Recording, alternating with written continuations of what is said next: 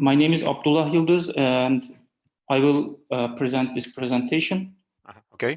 So, okay, let me share my screen. Okay.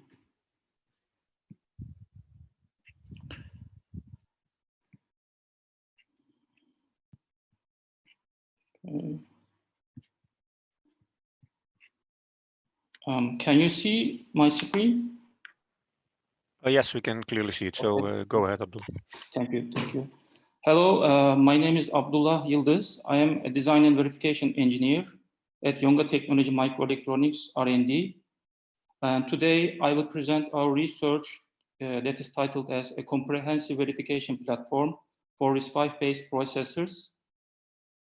Here is my agenda for this presentation. I will first start a brief introduction and motivation sections, and I will then continue by introducing our proposed methodology to verify RISC-V-based SoCs and processors.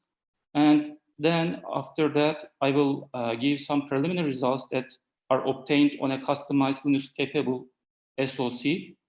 And after that, I will conclude my presentation with some feature work that we plan to add in the future. So RISC-V ecosystem enables designers to benefit from many open source implementations, instruction set simulators, and a rich set of toolchain, including compilers, assemblers, and so on. And in addition to that, RISC-V ISA specification allows to extend the base and extended instruction set with specialized customized extensions. And we can say that this has a huge advantage for domain-specific computing, and this allows for many applications to be implemented by using RISC-V ISA. And another point to mention that it is estimated there will be about 62 billion RISC-V-based systems in the market in a couple of years. This is a huge advantage for SoC designers, but it comes with some restrictions. One of them is RISC-V's licensing model enables to reduce NRE costs for designers, but although it seems an advantage for with respect to its rivals, such as ARM, there is no condition or restriction on how a RISC-V-based system or processor is designed and implemented. And for this reason, our claim is that we should verify a RISC-V-based system. We should verify a RISC-V-based SoC, not just verifying the SoC, the core itself. We should also verify the core, SoC. So our proposed methodology presents a comprehensive and UVM-based verification platform. Our platform consists of a test suite and a UVM-based verification environment, a log compare mechanism. Our platform provides verification of the system at both SoC and core levels.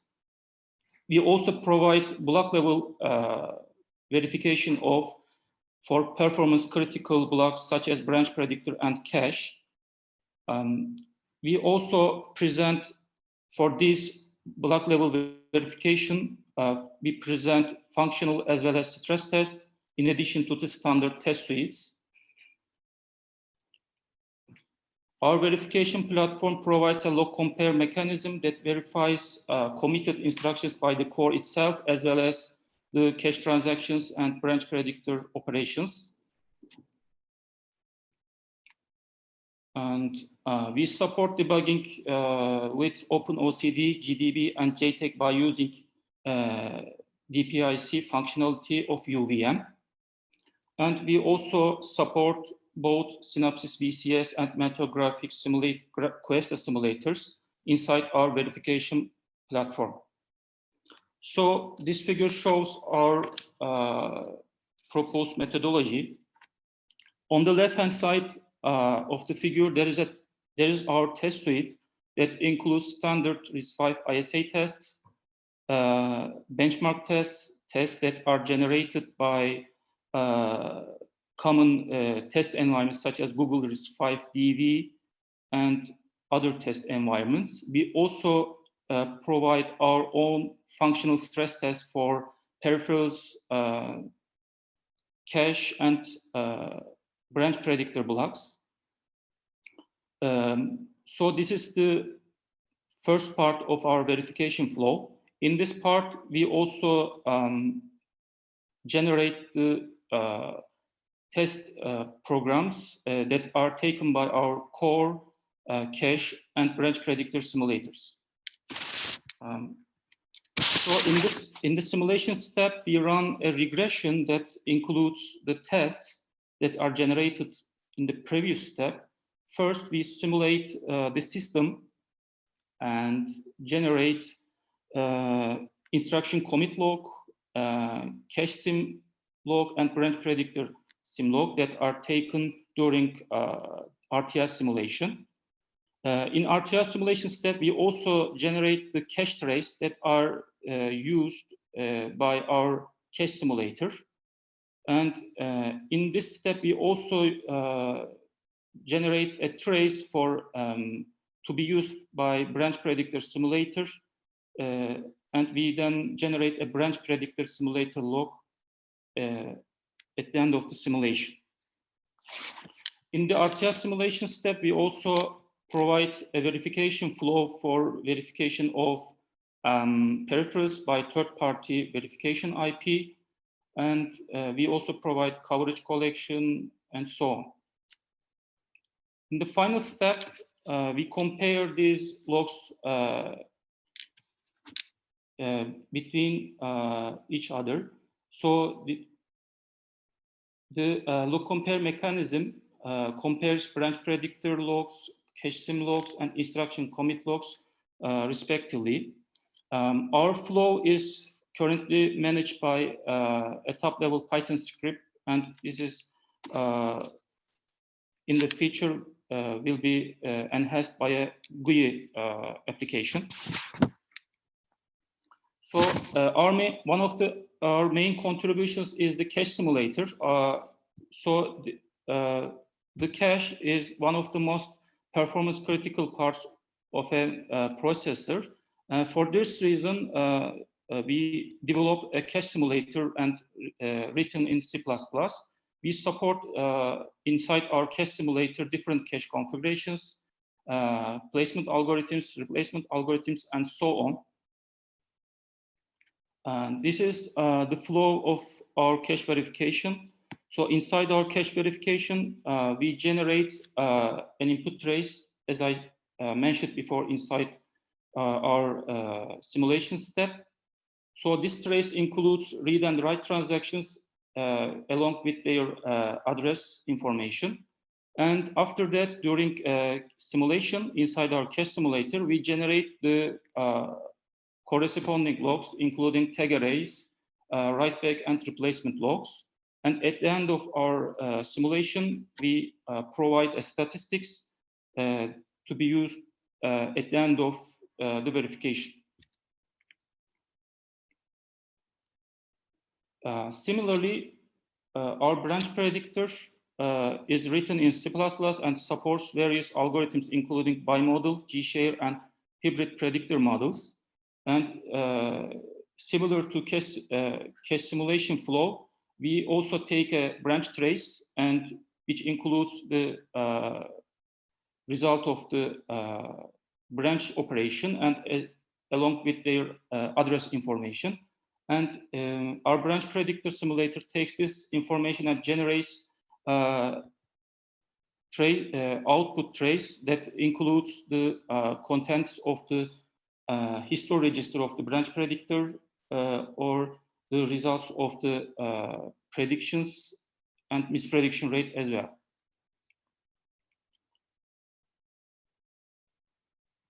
And we obtained these results on on a customized Linux-capable SoC that is based on a Berkeley out-of-order machine. And this processor, this SoC, by using our verification flow, we detected tens of bugs in cache and bridge predictor blocks, as well as inside the core. And for this purpose, we created a regression consisting of more than 300 test cases. And for coverage collection, we created about 10,000 elements containing core points and crosses. The figure on the left-hand side shows our preliminary results for this verification methodology. And as you can see, we are very close to 100% functional coverage. And in terms of statement coverage, we we obtained 80% statement coverage. And on the right-hand side, we show the instruction coverage for our verification methodology. So as you can see, our regression covered most of the instructions as 100% in terms of their register fields, and in this figure we can also show that we can also see that there are some instructions that need to be covered by increasing the number of test cases. So this slide shows our a comparison between existing RISC-V verification environments. These environments mainly provide core level verification, and as we said at the beginning of our presentation, many of these environments do not, many of the environments should include SoC level verification. So inside our proposed environment, we also provide this advantage.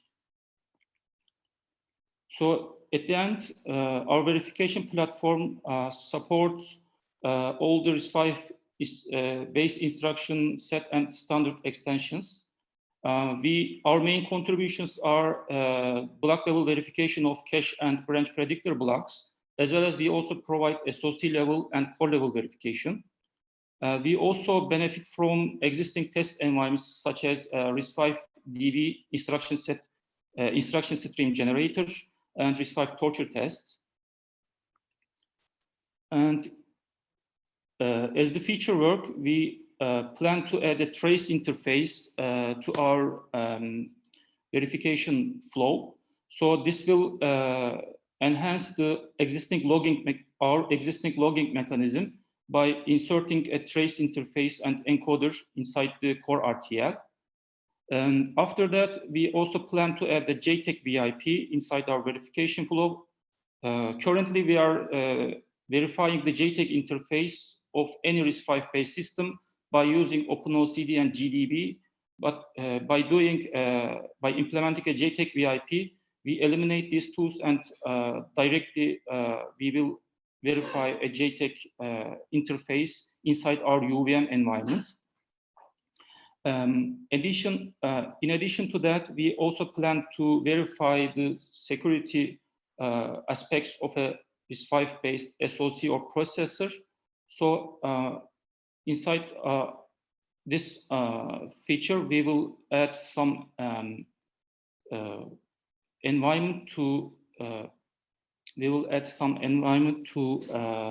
verify the security features of a RISC-V based processor, such as memory protection, secure boot, as well, and so on.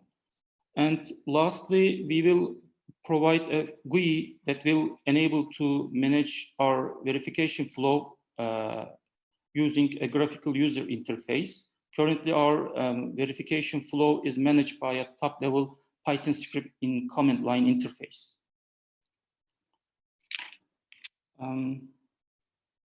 So this concludes my presentation. Thanks for your listening.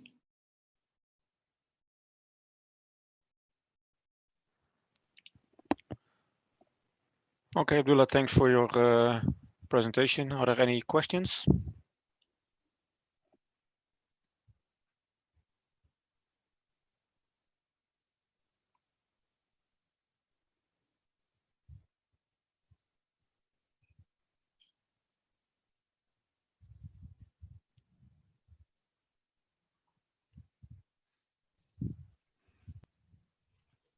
So I have one. Okay. Okay, so this is Daniel. I have the following question. Since you focused on, or you mentioned the one of your advantages of your solution is this particular block level verification aspect. Can you comment a little bit more on this? Because you also use this DVCon, or this the design verification environment from Google and so on and so forth. Of course, you integrate more features in your whole methodology, but please comment on this block level aspect. Okay. So as you said, our main contributions are introduction of cache and branch predictor simulators. So these simulators are mainly used for verifying the performance critical parts of a processor, because as you know, these are the most important parts to improve the cycles per instruction of a CPU. So for this reason, we developed a cache simulator, and this simulator provides supports all algorithms inside a cache implementation.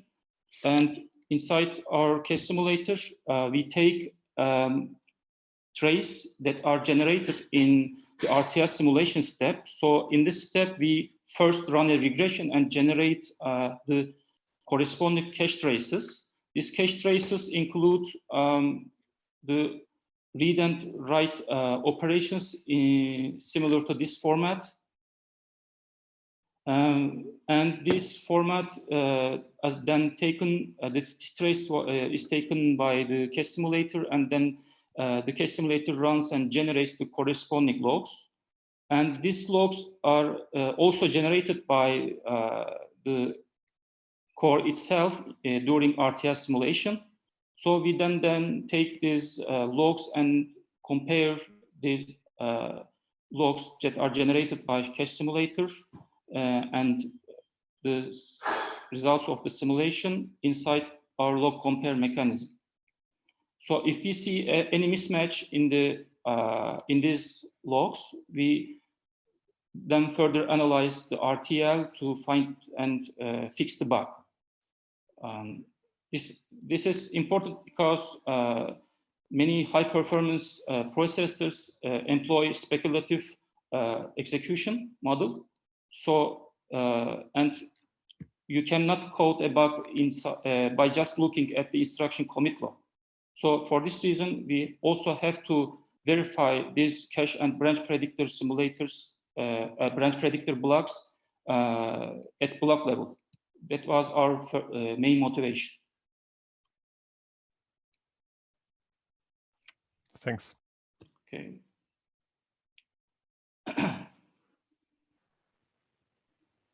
Oh, Abdullah, there's also a question in the chat box about contribution, whether your work is open source, yes or no. Let me check the chat window. Yeah. Okay. Sorry.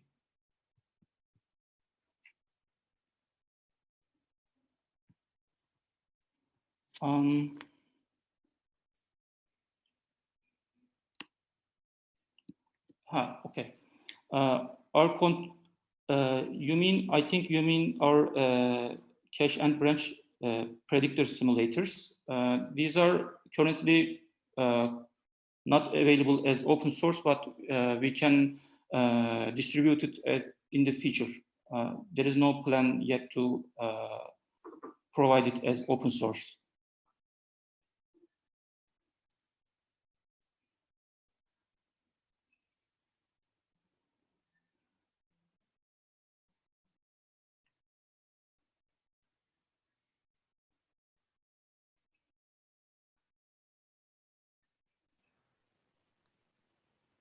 Okay, so if there are no further questions, maybe a question from my side.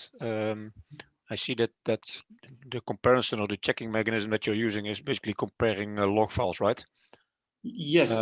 What is your experience with debuggability? How difficult is it if you have to compare a log file to root cause the issue in the RTL? In my experience, I can say that just looking at to detect a bug inside the RTL, it is not enough to look at just the result of comparison. But as I said, our main contribution inside our main contribution, our simulators currently just outputs simulation logs. So that's why we use this log compare mechanism. You're right, but it can be enhanced by adding some feature additions.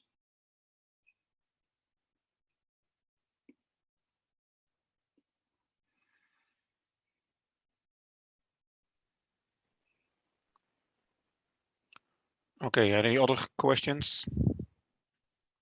Still have a few minutes left, so please feel free to ask your questions.